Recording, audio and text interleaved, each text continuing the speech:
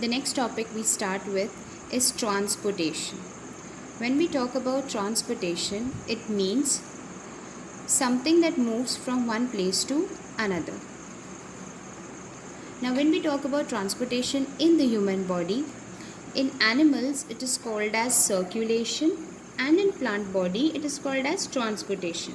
Now, when we talk about circulation in humans, circulation is going to be brought about by liquid medium. You have studied in class 9 that blood is a fluid connective tissue. So in our body, the transportation is not only carried out by blood, but also it is carried out by lymph, which is another fluid responsible for transportation. So in human body, circulation is done by blood, which is a fluid connective tissue, as well as lymph. That is also a fluid connective tissue.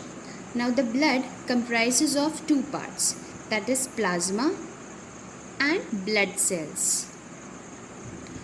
When we talk about plasma, the plasma comprises mainly of the component that is water, along with it proteins, some salts, some carbonates, etc. And plasma comprises of 75% of the blood. Matlab major part of the blood is going to be plasma. And the blood cells are categorized into three parts, that is RBCs, red blood corpuscles or red blood cells, also called as erythrocytes. WBC, that is white blood corpuscles or white blood cells, also called as leukocytes, and platelets, are also called as thrombocytes. Now they all have different role to play.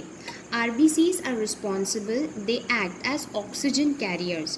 Whenever we inhale oxygen, it reaches the alveoli, and from the alveoli is surrounded by blood capillaries. The blood capillaries part of artery will be later on absorbing the oxygen, and the oxygen is absorbed by hemoglobin, which is present on the red blood cells.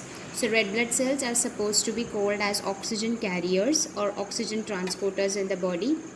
WBCs are called as soldier cells of the body. So whenever any foreign material enters our body, WBCs get activated to fight against them. And platelets play a very important role in blood clotting. That is, whenever a person is injured somewhere and the bleeding process occurs, to control that bleeding, platelets play a very important role.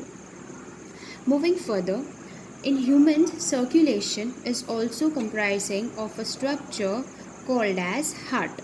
When we talk about heart, we know that heart is placed on the left side. It is usually said that it is placed on the left side, but it is not like that. It is placed in the center between the lungs. And because the heart has a structure somewhat like this, so this region is tilted towards the left side. So when the heart beats, this region, the ventricular region, beats much with a greater pressure as compared to the upper part. Hence we say that the heart is present on the left side. Now this heart is of the size of the human fist, and it weighs nearly about 360 grams in an adult individual. Now this heart is having 4 chambers. The upper 2 chambers are called as auricles or atrium, and the lower 2 chambers are called as ventricles. Children, we have studied in class 9th that we come in the category of vertebrates, right? And mammals have 4 chambered heart. So this heart, if we draw in this fashion, it is divided into 4 chambers. First chamber, second chamber, third and fourth. So first and second is going to be atrium, third and fourth is going to be ventricle. Now children, when I explain you the blood flow, I will not use this diagram. I will explain you in a different diagram, but for exam, you are supposed to draw the diagram which is there in your NCERT. So for understanding purpose, I will take a circular heart. This circular heart is divided into 4 chambers. This chamber is said to be as right atrium. This one is left atrium. This is right ventricle, and this one is left ventricle. These are the 4 chambers of heart. Atriums are responsible always for receiving the blood, and ventricles are responsible for supplying the blood to the different parts. In general, when we say the right side of the heart is completely filled with impure blood or deoxygenated blood, and the left side of the heart is filled with pure blood or oxygenated blood. Now let us understand the concept of double circulation. It's very easy to understand. The deoxygenated blood or the impure blood enters the right atrium. From here, because of the pressure, from the right atrium, it will enter into the right ventricle. Here there is an opening and it is said to be a valve. This is called as a tricuspid valve. It's not there in your course, you just remember that it is a valve. So from the right atrium, the blood will enter into the right ventricle through a valve. From the right ventricle, the blood is going to go to the organ called as lungs for the process of purification. That is, the deoxygenated blood is going to go into the lungs for the process of purification, and this blood had come from the body.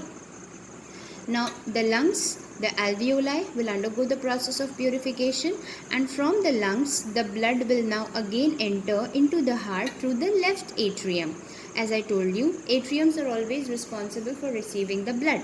So it will enter into the left atrium. From the left atrium, due to the pressure, it will enter into the left ventricle through an opening called as valve. Here there is tricuspid valve and here there is bicuspid valve, also called as mitral valve. You get it in higher classes. So now when the pure blood, the oxygenated blood from the left atrium enters the left ventricle, from the left ventricle it comes out and it goes to the body again. So this is how the blood enters in the heart, goes to the lungs for purification, again it comes to the heart, and then it transports the oxygenated blood into the body. Children, in this complete process, the blood is entering the heart twice. Hence it is said to be as double circulation. Now to understand this in a much better way, you can use another way of understanding this. You can consider this as lungs. Here I write heart, and here I would like to consider the body or the organs, you can say. The cycle which you studied just now, according to it, the deoxygenated blood from the body is going to enter the heart. अब यहाँ पे आप लोग को ये पता होना चाहिए कि कौन सा पाइप, कौन सा वेसल ये ब्लड को ट्रांसपोर्ट करता है और कौन से टाइप के ब्लड को ट्रांसपोर्ट करता है. So from the body, the deoxygenated blood enters the heart with the help of vena cava, that is the largest vein of the body. So from the body, the deoxygenated blood enters the heart with the help of largest vein, and it is called as vena cava. From the heart, the blood will be sent to the lungs for the process of purification. Again this blood is going to be deoxygenated blood, और इसको लेके जाने वाली pipeline का नाम है pulmonary artery. Whenever you say the distinguish between arteries and veins, we always say that arteries carry pure blood and veins carry impure blood.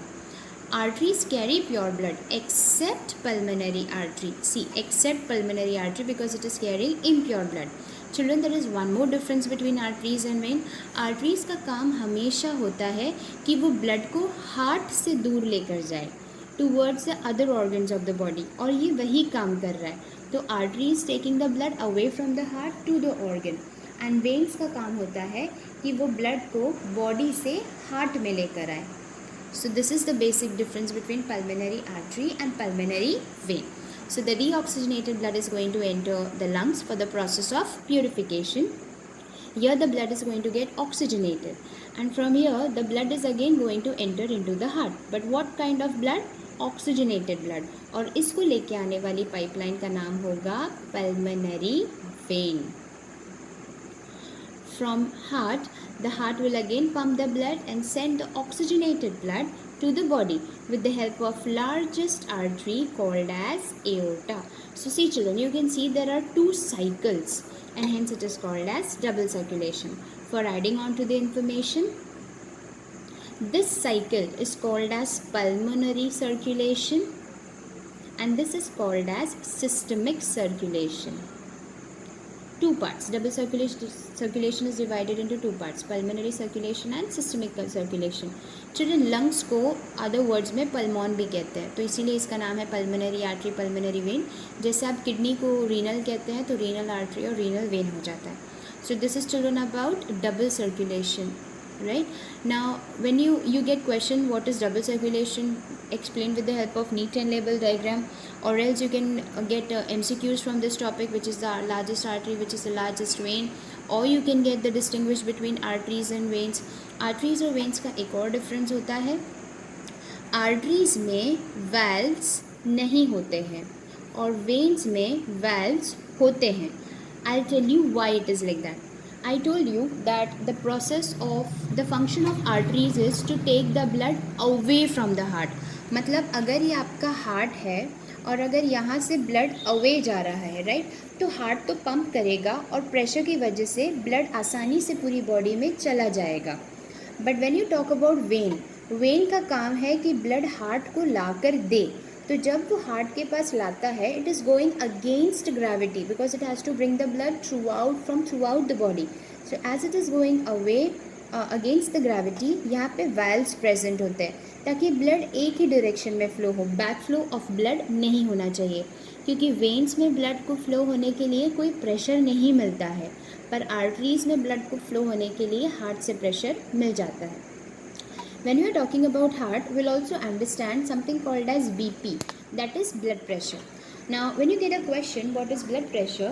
The answer to this is the pressure exerted by the blood on the walls of arteries. Children, you know that आपने सुना होगा आपकी family में आपके adult को किसी ना किसी को लो बीपी होता है तो किसी को हाई बीपी होता है, और ब्लड प्रेशर हमेशा हम चेक करवाने जाते हैं. तो the instrument use is called as sphygmometer. The instrument used for the measurement of blood pressure is called as sphygmomanometer, and the normal BP of a healthy individual is 120/80. The unit uses 120 mm of Hg, that is mercury, and 80 mm of Hd.